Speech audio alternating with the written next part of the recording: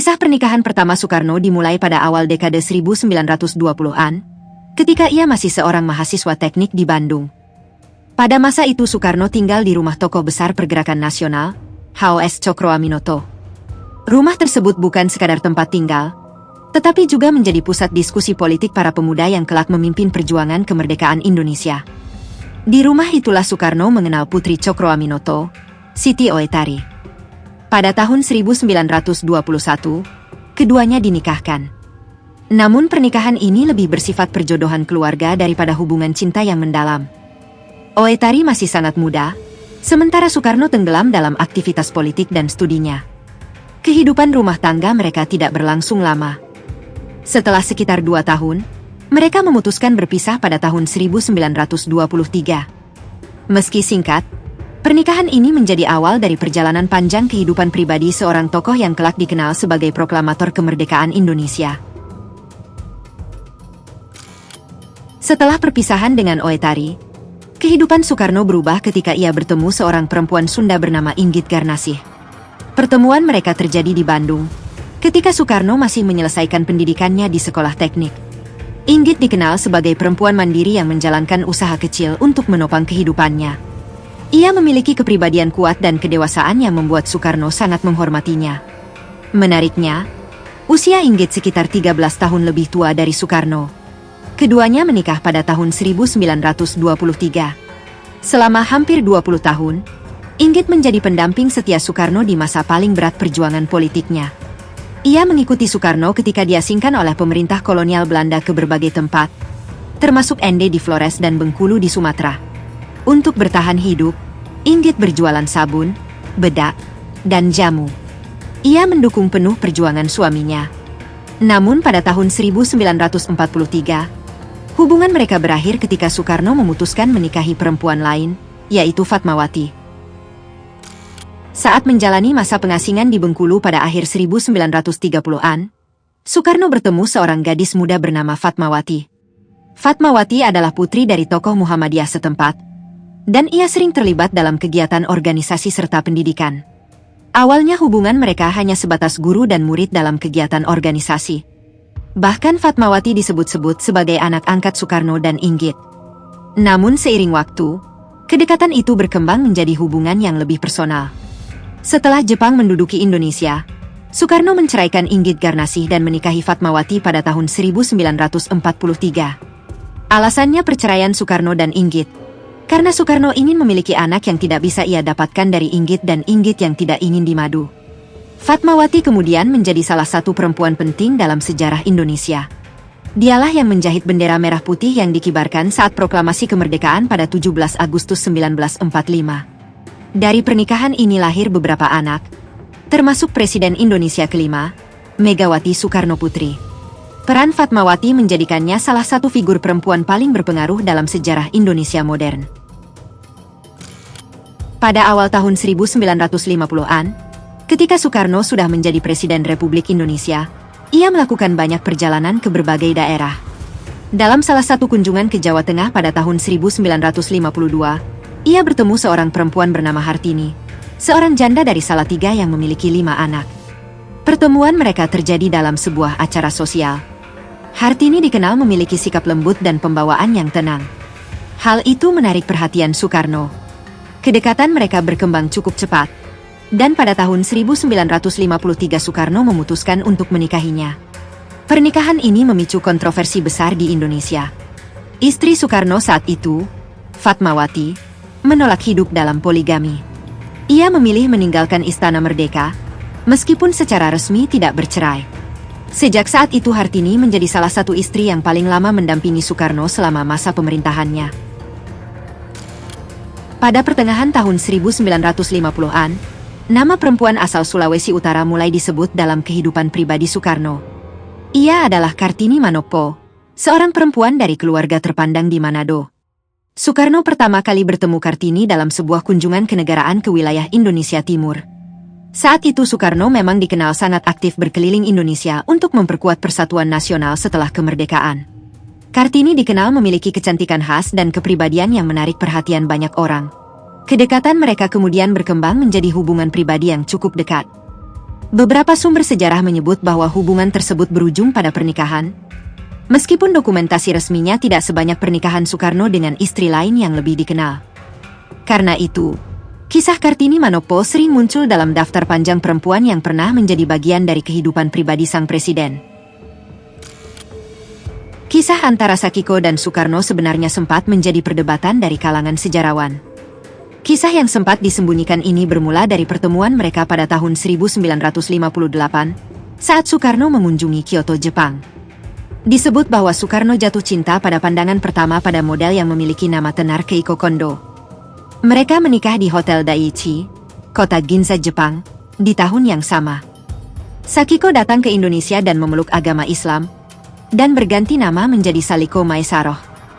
Namun dia disebutkan bumbundirdir karena kecewa dengan Soekarno yang telah menikah lagi dengan wanita Jepang lain. Pada awal dekade 1960-an, Soekarno melakukan kunjungan diplomatik ke Jepang. Dalam salah satu acara sosial di Tokyo, ia bertemu seorang perempuan muda bernama Naoko Nemoto. Naoko saat itu bekerja di sebuah klub eksklusif yang sering dikunjungi kalangan elit politik dan bisnis Jepang. Kecantikan dan kepribadiannya langsung menarik perhatian Soekarno. Menurut beberapa sumber sejarah, Naoko sengaja dipertemukan dengan Soekarno sebagai alat politik. Hubungan mereka berkembang dengan cepat. Setelah beberapa waktu, Naoko pindah ke Indonesia dan memeluk agama Islam. Ia kemudian dikenal dengan nama Ratna Sari Dewi. Keduanya menikah pada tahun 1962. Ratna Sari Dewi menjadi salah satu istri Soekarno yang paling disayang dan paling dikenal di dunia internasional karena latar belakangnya yang berasal dari Jepang. Dari pernikahan ini lahir seorang putri bernama Kartika Sari Dewi. Seni dan budaya selalu menjadi bagian penting dalam kehidupan Soekarno. Ia sering mengadakan pertunjukan seni di Istana Negara dan mengundang berbagai seniman untuk tampil. Dalam salah satu pertunjukan tersebut, Soekarno melihat seorang penari istana bernama Haryati. Haryati dikenal sebagai penari yang berbakat dan memiliki pesona yang elegan. Soekarno yang memang sangat mencintai seni tradisional Indonesia tertarik pada bakatnya. Pertemuan di lingkungan istana itu kemudian berkembang menjadi hubungan pribadi. Pada tahun 1963, Soekarno menikahi Haryati. Namun pernikahan ini tidak berlangsung lama. Setelah beberapa tahun, hubungan mereka berakhir. Meski singkat, kisah Haryati menunjukkan sisi lain dari kehidupan Soekarno yang sangat dekat dengan dunia seni dan budaya Indonesia. Pada pertengahan tahun 1960-an, Soekarno bertemu seorang gadis muda asal Sulawesi Utara bernama Yurike Sanger. Saat itu Yurike masih sangat muda dan bekerja dalam lingkungan yang berhubungan dengan pengamanan presiden. Kecantikan dan sikapnya yang sederhana membuat Soekarno tertarik. Pada tahun 1964, Soekarno menikahi Yurike. Usia mereka terpaut cukup jauh, karena saat itu Soekarno sudah menjadi pemimpin negara yang berusia lebih dari 60 tahun. Namun masa pernikahan ini terjadi ketika situasi politik Indonesia mulai berubah drastis. Ketegangan politik di dalam negeri semakin meningkat menjelang pertengahan dekade 1960-an. Karena situasi tersebut, hubungan mereka tidak berlangsung lama dan akhirnya berakhir beberapa tahun kemudian. Perempuan berikutnya adalah Heldi Jafar, seorang gadis muda yang berasal dari Kalimantan. Heldi bertemu Soekarno melalui lingkungan sosial yang dekat dengan Istana Presiden. Pada masa itu Soekarno masih menjadi tokoh yang sangat karismatik dan memiliki pengaruh besar di Indonesia. Keduanya menikah pada tahun 1966. Heldi kemudian dikenal sebagai salah satu istri terakhir Soekarno. Namun masa pernikahan ini terjadi pada periode yang sangat sulit dalam kehidupan politik sang presiden. Setelah peristiwa politik besar tahun 1965, kekuasaan Soekarno mulai melemah. Perubahan besar dalam politik Indonesia akhirnya memengaruhi kehidupan pribadi sang presiden, termasuk hubungan rumah tangganya. Nama lain yang kadang disebut dalam berbagai catatan tentang kehidupan pribadi Soekarno adalah Maharani Wisma Susana Siregar. Beberapa sumber menyebut bahwa ia berasal dari lingkungan sosial elit di Indonesia pada masa pemerintahan Soekarno. Hubungan mereka disebut berkembang melalui pertemuan dalam berbagai kegiatan sosial dan politik yang melibatkan kalangan elit nasional. Namun seperti beberapa nama lain yang muncul dalam daftar panjang tersebut, dokumentasi sejarah mengenai hubungan ini masih sangat terbatas. Karena itu para sejarawan sering berhati-hati dalam memasukkan kisah ini sebagai bagian resmi dari pernikahan Soekarno. Nama terakhir yang sering muncul dalam daftar panjang perempuan yang dikaitkan dengan Soekarno adalah Amelia de la Rama, seorang perempuan yang disebut berasal dari Filipina. Amelia adalah aktris dari Filipina.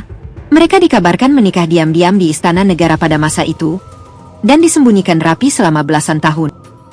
Beberapa cerita menyebut bahwa pertemuan mereka terjadi dalam lingkungan diplomatik Asia Tenggara pada masa Soekarno aktif menjalin hubungan dengan berbagai negara.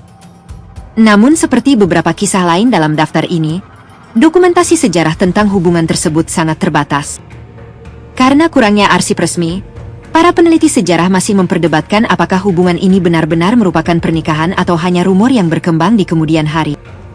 Meski begitu, kisah-kisah ini tetap menunjukkan betapa kompleksnya kehidupan pribadi seorang tokoh besar seperti Soekarno. Kisah kehidupan pribadi Soekarno seringkali sama menariknya dengan perjalanan politiknya. Di balik sosok pemimpin revolusi yang berapi-api, terdapat kehidupan yang penuh dinamika, termasuk hubungannya dengan banyak perempuan yang pernah menjadi bagian dari hidupnya. Sebagian dari mereka adalah pendamping setia yang mendukung perjuangannya di masa sulit, seperti Inggit Garnasih. Ada pula yang ikut tercatat dalam sejarah nasional, seperti Fatmawati yang menjahit bendera merah putih saat kemerdekaan Indonesia. Sementara yang lain hadir di masa ketika Soekarno telah menjadi tokoh besar dunia, seperti Ratna Sari Dewi. Kisah-kisah ini menunjukkan sisi manusiawi seorang tokoh yang dikenal karismatik, penuh pesona, dan memiliki pengaruh besar terhadap orang-orang di sekitarnya. Pada akhirnya, sejarah tidak hanya dibentuk oleh peristiwa politik dan perjuangan bangsa, tetapi juga oleh hubungan-hubungan pribadi yang membentuk perjalanan hidup para tokohnya. Dan dalam kisah panjang itu, kehidupan cinta Soekarno tetap menjadi salah satu cerita paling menarik dalam sejarah Indonesia.